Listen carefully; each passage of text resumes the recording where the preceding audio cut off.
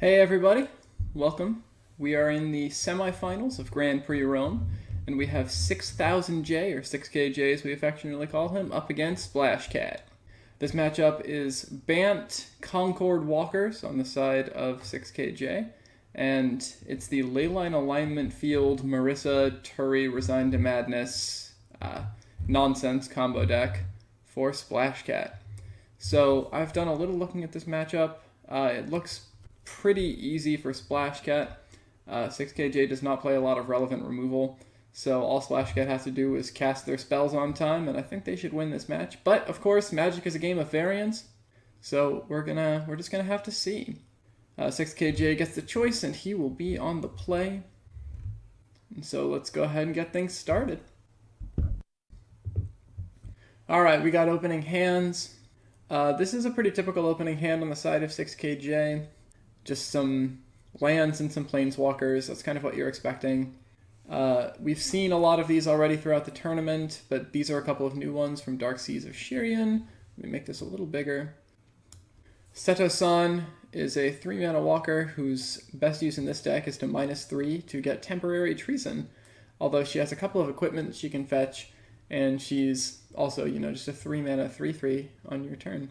Tamiyo, +1s to scry bit and untap a land, -2s to draw a card for your Concord and then discard a card.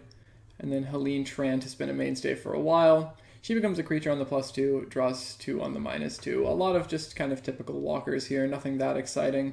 But let's take a look at what's going on down here on the side of Splashcat. Looks like they took a mulligan, and we have an Unquenched Greed, which they use usually to loot, well, something like Conflux Ravager or Pithwilt into the graveyard to get 5 colors of mana into the graveyard for Leyline Alignment Field. There's a second access the deck can play. Imagination Unleashed lets you cheat a permanent onto the battlefield from your hand. You notice Turi of Hollow Depths costs 8 mana. Well, this can be a 4-mana instant speed Turi of Hollow Depths. Of course, it can also let your opponent put a permanent into play, but it's instant speed, so you should get to untap first. Very bad against things like Scion of Torrents, but in this matchup it's going to be, I think, a pretty effective card. So we went turn 1, Wayfarer Shrine, fetch a Plains, and then Resplendent Substratum, play a mana ascetic. Typical line for 6KJ. I'm sure he wishes he had the mana ascetic on turn 1, but you can't really complain about curving into any of these 3 walkers. On the side of Splashcat, it's just been turn 1 land, turn 2 land, pass. I think they're setting up for, I would imagine, an Imagination Unleashed, or perhaps a Pithwilt on whatever the threat is that 6KJ plays, unless it's Helene Trant. Either way, this game, well, no telling what's going to happen this game. The game hasn't really started yet. It's just been a couple of turns of lands. The first big decision here is on 6KJ. What is he going to play? Ayala's Concord is an interesting draw. It lets you search your library for any permanent with CMC 3 or less, but on the battlefield. But the best permanents to get are Tamiyo and Seto-san, and you'll notice 6KJ has both of them in hand. My expectation is that 6KJ runs out probably Seto-san here. Yeah, Seto-san's going to come out. It's just the most powerful play. It also can't be Pithwilted, which is an interesting interaction. It's indestructible on your turn. So Pithwilt in response or on end of turn isn't going to work out. I hope Splashcat doesn't go for it. Technically, it can be targeted by Pithwilt. Oh, don't do it. He's not going to do it. He's going to fetch a tap land.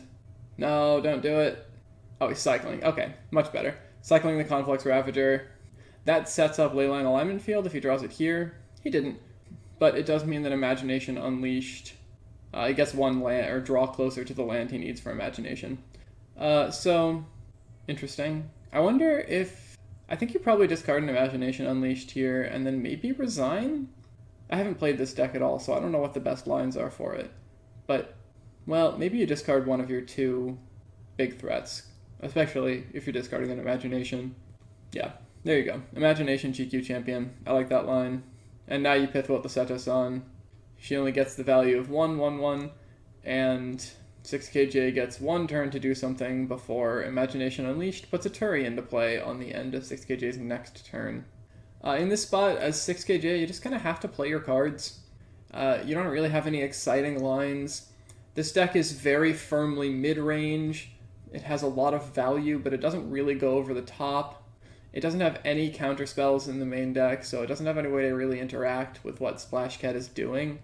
You just kind of have to play your cards and hope that they're good enough. Here I imagine Helene Trant comes down because she adds the best clock, but it's not an exciting play, it's just the one that 6KJ has to make. I guess you could also Ayala's Concord for another Seto-san, because Academic Claymore is pretty good in this matchup. I think Tammy has a mistake here. I think you have to understand that you're under a clock that you can't outrace. I mean, that your only choice, rather, is to try to outrace. You're not going to outvalue Splashcat's deck because you can't really interact on the same axis that Splashcat's playing on. You know, none of your spells really do the trick. Like, I guess Event Horizon a Stray 1/1 while it's on the battlefield, whatever I can't remember the name, the one that drains your opponent when a creature leaves your graveyard, could help you interact. And maybe that's what 6KJ is going to plan to do. But Splashcat, unless he draws exactly Layla on alignment field, can't resign this upcoming turn. And I think it's just a mistake not to get your best creature out, because the longer you let this game go on, the more likely it is Splashcat draws into a way to win it. And you just saw Splashcat discard Imagination and GQ Champion. You have to imagine something powerful is coming. Here we're going to see the main phase Imagination. I think that's probably the right call. 6KJ is going to put in Helene, I'm sure. But this lets Splashcat activate Turi right off the bat. I don't know what he's going to do with his Turi, but he can't activate it, so we're going to find out. Oh, he can +2 to reanimate. Yeah, he can reanimate GQ Champion. That's got to be what he does, right? Oh my god, and he's going to gain so much life. What is he thinking about? I guess he could get back Conflux Ravager also. I feel like okay. I guess Marissa can get GQ Champion herself. So this is an okay line, but I rather the... Oh, I actually forgot that it had this line. This is funny. Well, this is why I didn't play the deck. I tried to play it like a fair deck right there, and it looks like the best line was just to ult your own Turi. Now, 6KJ can interact with this in the sense that he can Event Horizon something. But I think you, at this point, just let Turi get reanimated, and then Event Horizon in response to whatever Turi tries to do next. Yeah, 6KJ is just tanking on the Event Horizon. Anything in play is Event Horizonable right now. Six permanents in play, and this checks converted mana cost less than or equal to. So, yeah, good call. 6KJ lets Turi come back in, and now you get to wait and see what Turi's going to do before you make your choice. I have to imagine here Splashcat just goes for the win. Yeah, and that's going to get another Corvid Heretic and a Marissa.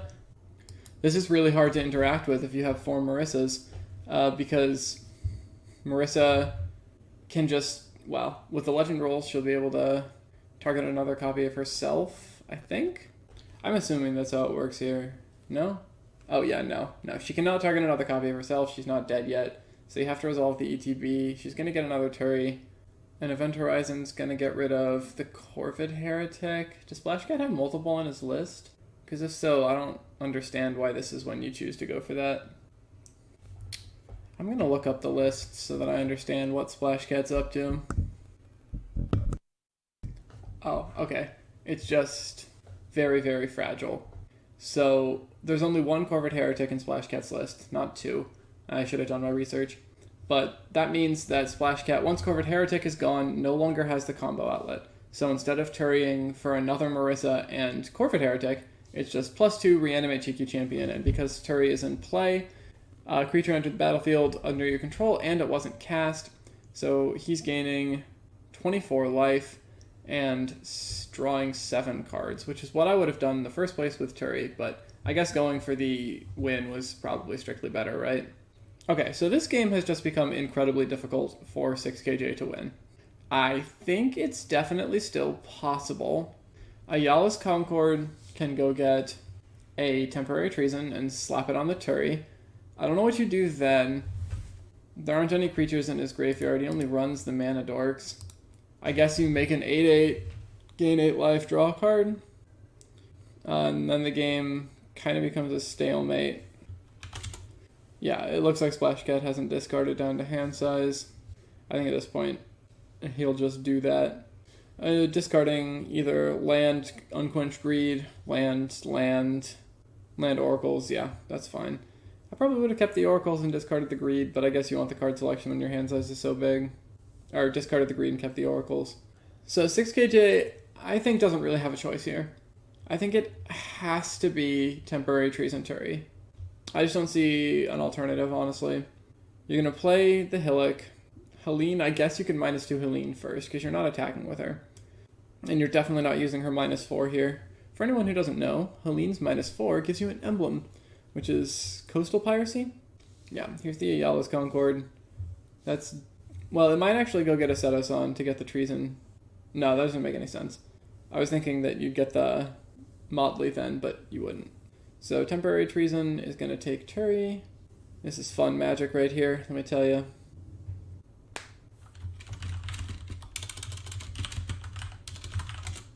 Alright, looks like there's going to be a quick judge call to figure out if Ayala's Concord gains 7 life after Temporary Treason gains control of Turi. That gives them 5 permanent types, but I don't know if Ayala's Concord is finished resolving by the time Treason has gained control of Turi.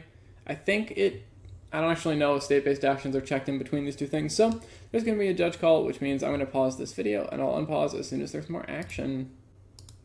Okay, so we figured it out, and the life is gained because all 5 permanents are controlled by the time Ayala's checks.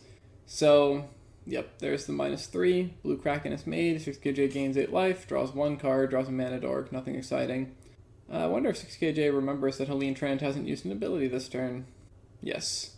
So 6KJ is going to draw 2 cards off of Helene and hope that this Kraken machine is going to be good enough to get him there. I'm not hopeful. This does not look like a good situation. I think there you play a mana ascetic for sure. I don't know why you hold that. There's no reason to. It gives you an additional chump blocker. It puts you at the exact same board state except your mana ascetic. One is tapped, but you have another untapped, so it's not going to matter all that much, I don't think, but I guess we'll find out. Unfortunately, we know that Splashcat has a Conflux Ravager and the ability to cast it with green, white, blue, red, and black. Oh, well, a Leyline Alignment Field changes that. I mean, it doesn't change that Splashcat can cast it, it just changes the angle of attack here. I think either way, Conflux Ravager is going to come down, kill the Kraken or the Temporary Treason or what have you, and Splashcat's going to get in there. Yeah. There's a Conflux Ravager, interesting to see what he chooses. There's a lot of valid choices. He could just... Oh, no, 6KJ just concedes to that. That is entirely fair. So that'll put Splashcat 1 game up in this matchup, where I assumed Splashcat was going to dominate anyways. I'm going to take a quick look at their sideboards.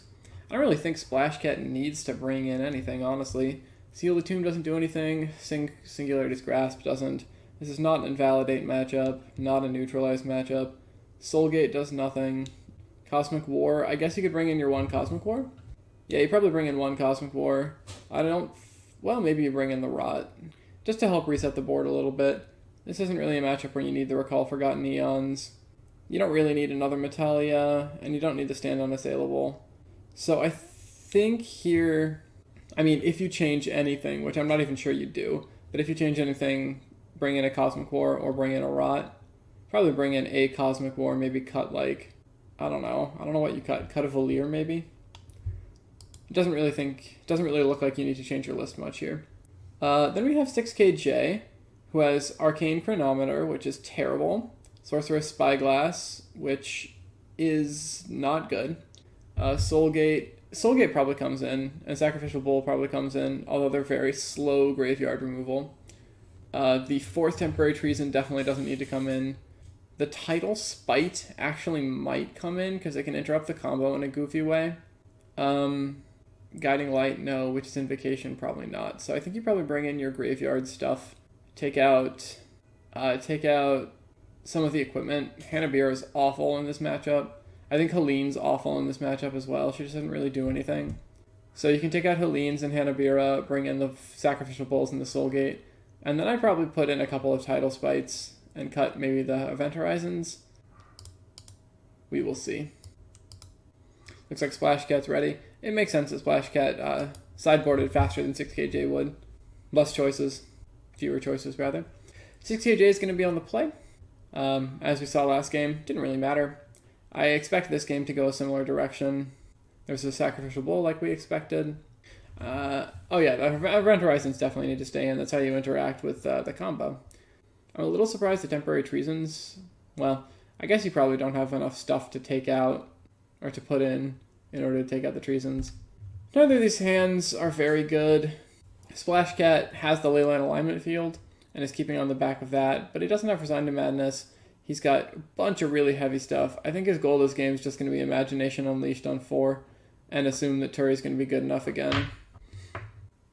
6KJ is going to fetch Forest, and then I would assume just play the Shrine and fetch like an island. Play the Sacrificial Bowl.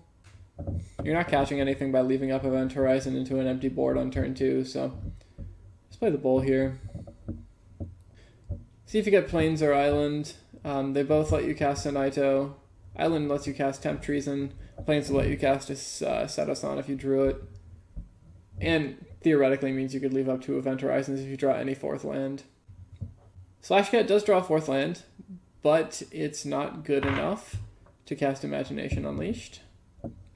Although theoretically, if you Pithwill now, which is going to, then Leyline Alignment Field becomes net neutral, and you make black, white, green, and then you can tap the Shifting Glade for the blue. So this actually does it. And once again, 6KJ is just in a position where he's not really interacting on the same axis that Splashcat is playing. Like, he's going to play a Sanaito. This is probably going to +2. Now he's going to tap down the land. Okay. So he's going to tap down the land and hope that that's good enough to catch Splashcat off tempo. There's a Cosmic War from Splashcat's side. I don't know if it's the main deck one or the sideboard one. But Splashcat just plays a land, and then Sanaito can kill herself to keep the Shifting Glade tapped down theoretically, which keeps 6KJ alive for another turn. But here, like, you're just really caught between a rock and a hard place. You're playing a different game than Splashcat is. No counterspells on the board, I think, is a big mistake. I think this deck really wants to be running Negates or Still the Pandemoniums or something that just lets you interact on the stack, because when Turi hits the battlefield, it's Event Horizon or bust, and I just don't love being put in that situation. Now, granted, 6KJ has 2 Event Horizons here, so he can interact a little bit, but I just look at this hand from Splashcat. Imagination Unleashed is going to destroy 6KJ this game. I think there really isn't much decision from 6KJ here. Like, I guess you're deciding if you want to time walk your opponent with Sanaito again, or if you want to +2 her.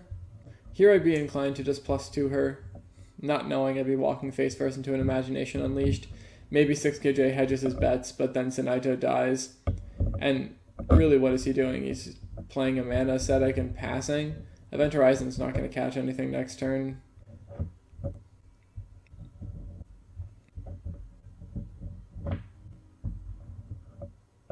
Yeah, so he just +2s. Draws another Temporary Treason, which could come in handy if Splashcat doesn't go for a combo kill at some point here.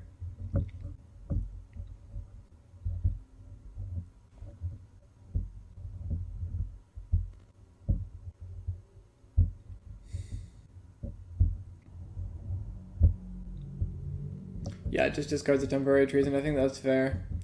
Ayala's Concord can help you get anywhere near in the game by fetching a Setosan. You already have a Temporary Treason. Event Horizon's your only way to interact. So does Splashcat know that he can cast Imagination? It looks like he does. Takes a couple damage to do it, but that's okay. So he's going straight for the GQ champion. I think that's smart, especially in the face of potential Temporary Treason. Because theoretically, 6KJ could put in Temporary Treason, just take the Turi, I think, which would be... that would be a way Splashcat could lose this game. And yeah, so 6KJ is going to get to Temporary Treason, the GQ champion, get a free 1/1, and it's going to feel horrible. Splashcat played that perfectly there. And discarding the Temporary Treason from 6KJ's side makes it a lot more likely he's got another in hand. So I understand the plays from all sides here. Hedge your bets against the Turi of 6KJ. Instead, you get a 1/1. Splashcat gets 23 power, and 3 of it's coming directly at Sanaito, so I guess theoretically Chica Champion can chump it. And so realistically, what is 6KJ going to do on his next turn? Like, he can Event Horizon one of these tokens, then he can untap and he can Ayala's Concord, and do what? Like, get a Setosan? Not a lot of value in that. I think you just jump with Chica Champion there. What else are you doing with it? Like, chumping a 5/5 next turn? I don't know. That seemed like an odd choice to me. Resplendent Substratum doesn't really change anything here. Really, your only play is a Yalis Concord or Event Horizon. I guess you could loot with Sinaito first, but I expect that you're just discarding whatever you draw, so I think you probably want to -1 Sinaito on the 5/5, maybe. See, what I would have done is chumped the 3/3 and then bounced it with Sinaito. That gets it off the battlefield. You have an Event Horizon in hand, you can hit 2 more tokens. You're still facing 11 power, 4 of it having trample, 4 of it having hexproof.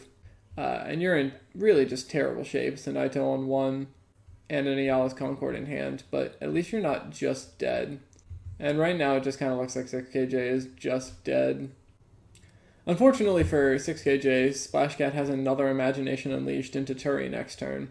So that's something that 6kj can look forward to. And you have to imagine that if you have another Temporary Trees in hand, it's hitting this white bear right now. It's hitting Snorlax.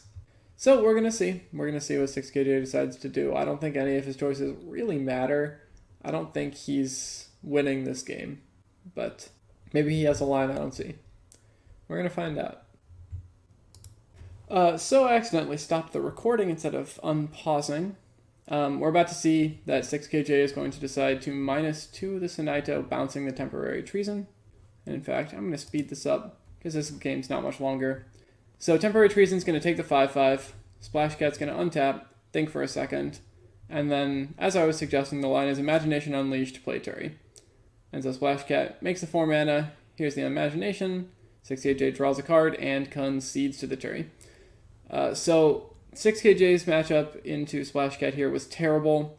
That matchup I think is just unwinnable for Bant Walkers unless the Leyland Alignment Field deck really, really misplays, or unless they just completely miss on lands or on spells. But you'd have to miss really, really badly for a really long time. So Splashcat moves on to the finals. 6kj is eliminated here in the semis.